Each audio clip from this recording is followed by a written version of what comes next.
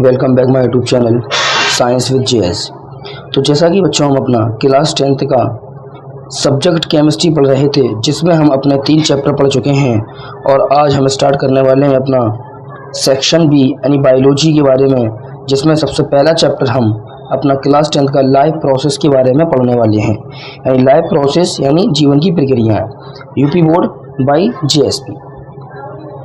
जिन बच्चों ने अभी तक चैनल को सब्सक्राइब नहीं किया है वो चैनल को सब्सक्राइब कर सकते हैं। जैसा कि आपके सामने लिखा है साइंस विद जेएस, ये चैनल का नाम है और इसको आप सब्सक्राइब कर सकते हैं। और जिन बच्चों ने अभी तक केमिस्ट्री की वीडियोस नहीं देखी हैं वो प्ले लिस्ट में जाकर केमिस्ट्री की वीडियोस को भी देख सकते हैं। तो आइए स्टार्ट करते हैं हम सबसे पहले अपना इस चैप्टर का परिचय के बारे में। तो सबसे पहले पढ़ना स्टार्ट करते हैं अपना परिचय।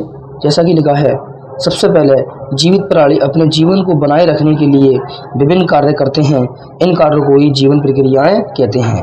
यानी जो भी जीवित प्राणी हैं इस पृथ्वी पर रहते हैं, अगर उन्हें अपना जीवन बिताना है तो उन्हें अपने जीवन बिताने के लिए बहुत सी कार्य करने पड़ते हैं और उन्हीं को हम जीवन की प्रक्रियाएं यानी लाइफ प्रोसेस कहते हैं।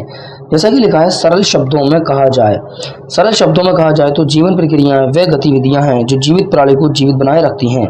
यानी बात यह है क्या जो भी जीवन की प्रक्रियाएं होती हैं वो ऐसी कार्य हैं जो जीवित प्राणी करता है और वो अपने जीवन को बनाए रखता है। तो ये था हमारा परिचय के बारे में। तो आइए बात करते हैं जीवन प्रक्रिया की परिभाषा, यानी हम इसकी परिभाषा के बारे में बात करें कि जीवन की प्रक्रियाएं क्या होती हैं। तो जैसा कि लिखा है, जीव के शरीर में विघटित होने वाली वे सभी आवश्यक क्रियाएं जिनसे जीवन बना रहता है और जीव अपने पर्यावरण से ऊर्जा प्राप्त करके उसका उपयोग करता है, उन्हें जीवन प्रक्रियाएं कहते हैं।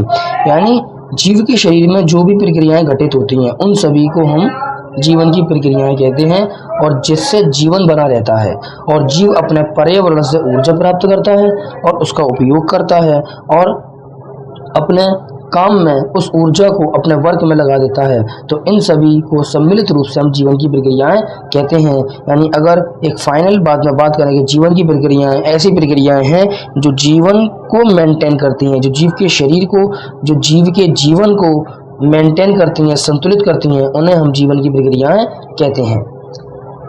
जैसा कि लिखा है, मुख्य जीवन प्रक्रियाएं, यानी जो जीव इस अर्थ पर रहते हैं वो कौन कौन सी मुख्य प्रक्रियाएं करते हैं। जैसा कि सबसे पहले लिखा है पोषण के बारे में, यानी कोई भी जीव बिना पोषण के नहीं रह सकता। और पोषण का मतलब सब जानते हैं, भोजन प्राप्त करना और उसे उपयोगी रूप में बदलना, ये पोषण कहलाता है।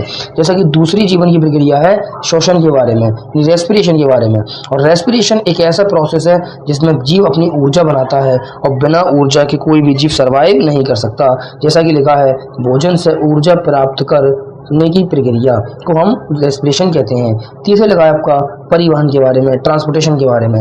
जैसा कि लिखा है, शरीर में पदार्थों, भोजन, ऑक्सीजन, हार्मोन्स आदि का एक स्थान से दूसरे स्थान तक ले जाना, ये कहलाता परिवहन। तो ये हमारी 3 जीवन की प्रक्रियाएं हैं। आगे जैसा कि लिखा है विसर्जन के बारे में या उत्सर्जन के बारे में, यानी ये भी हमारी जीवन की प्रक्रिया है। अपशिष्ट पदार्थों को शरीर से बाहर निकालना, यानी कोई भी जीव है उसके अंदर अपशिष्ट पदार्थ बनते हैं और वो अपशिष्ट पदार्थ को अपने शरीर से बाहर निकालता है, जिस प्रोसेस को हम उत्सर्जन, विसर्जन या एक्सक्रीशन कहते हैं। अगला लिखा है हमारा विकास यानी ग्रोथ। विकास व प्रजनन, जीव का बढ़ना और नए जीवों का निर्माण करना, ये हमारी अपशिष्ट पदार्थों को शरीर से बाहर निकालना, ये एक जीवन की प्रक्रिया है। और जैसा कि 5वीं जीवन की प्रक्रिया है विकास व प्रजनन, यानी ग्रोथ करना और प्रजनन करना, यानी जीव का बढ़ना ग्रोथ है और नए जीवों का निर्माण करना ये प्रजनन होता है।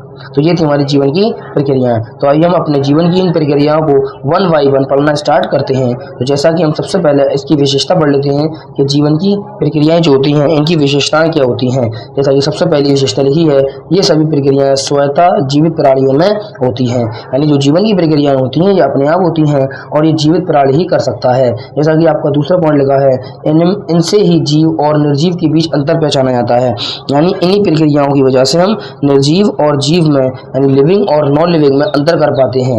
लास्ट लिखा है, जीवन प्रक्रियाओं के लिए ऊर्जा स्रोत भोजन होता है। यानी जितनी भी जीवन की प्रक्रियाएं होती हैं हमें उन प्रक्रियाओं को करने के लिए ऊर्जा की आवश्यकता होती है और ऊर्जा का मुख्य स्रोत हमारा भोजन होता है।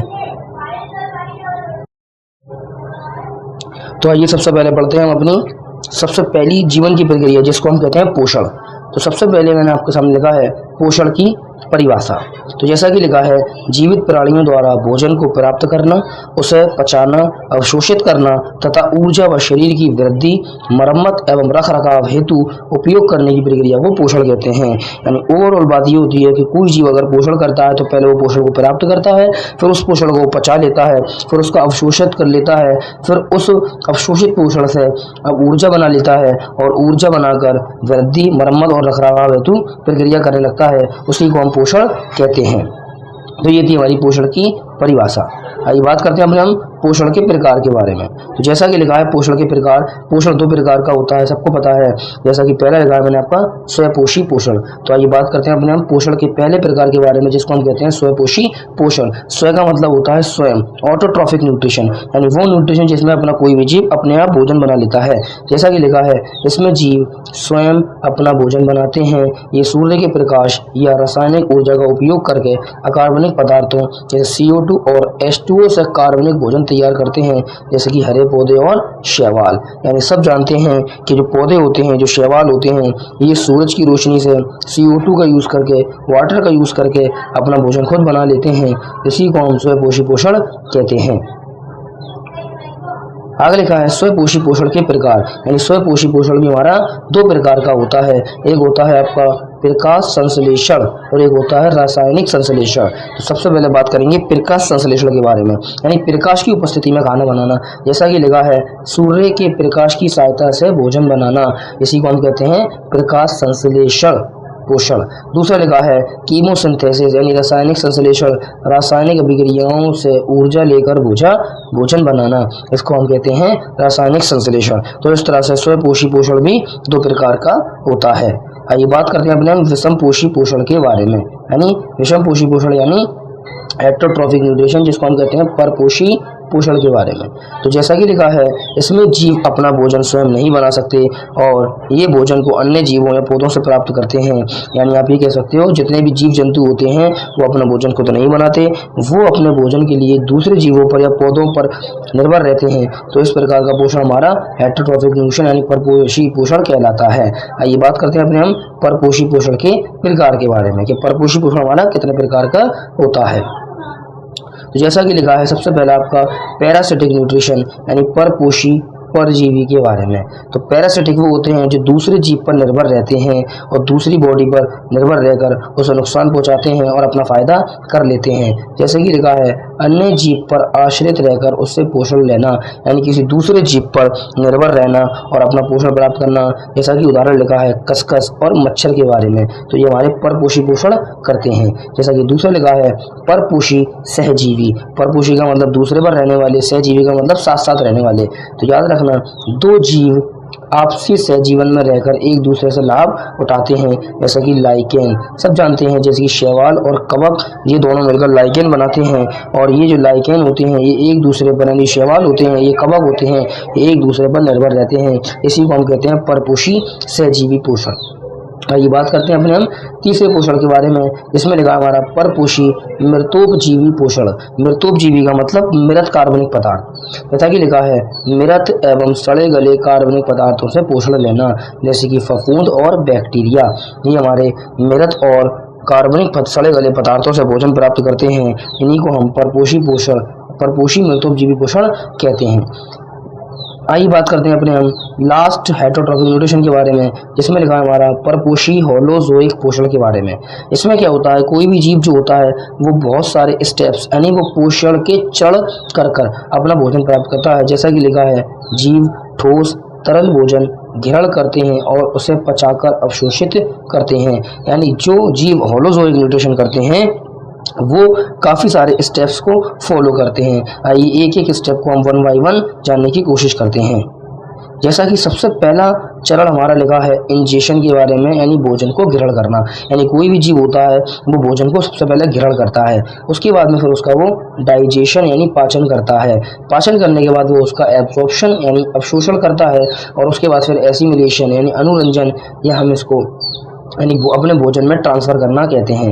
लास्ट है हमारा चरण इसका इजेशन यानी अपशिष्ट निष्कासन, यानी वो अपने शरीर से अपशिष्ट पदार्थों को बाहर निकाल देता है। तो इस प्रकार से जो जीव होते हैं वो 5 चरण का यूज़ करते हैं अपने पोषण के अंदर। सबसे पहला इंजेशन, दूसरा डाइजेशन, फिर एब्जॉर्प्शन, एसिमिलेशन एंड इजेशन। जैसे कि इसमें कौन है, उदाहरण लिखा है मानव, गाय और बकरी। यानी जो मानव होते हैं सबसे पहले भोजन का इंजेशन करते हैं, फिर वो उसका डाइजेशन करते हैं, फिर उसका एब्जॉर्प्शन करते हैं, फिर एसिमिलेशन, फिर इजेशन कर देते हैं। तो इस तरह से हमारे ये हुए पोषण के प्रकार।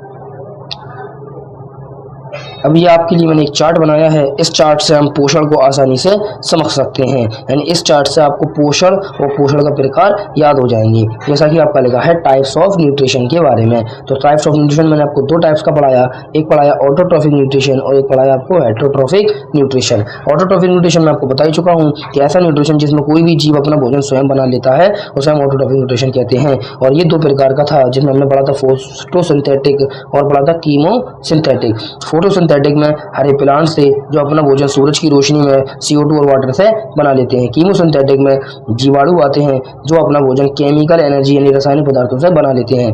बात करते हैं हेटेरोट्रॉफिक न्यूट्रिशन के बारे में।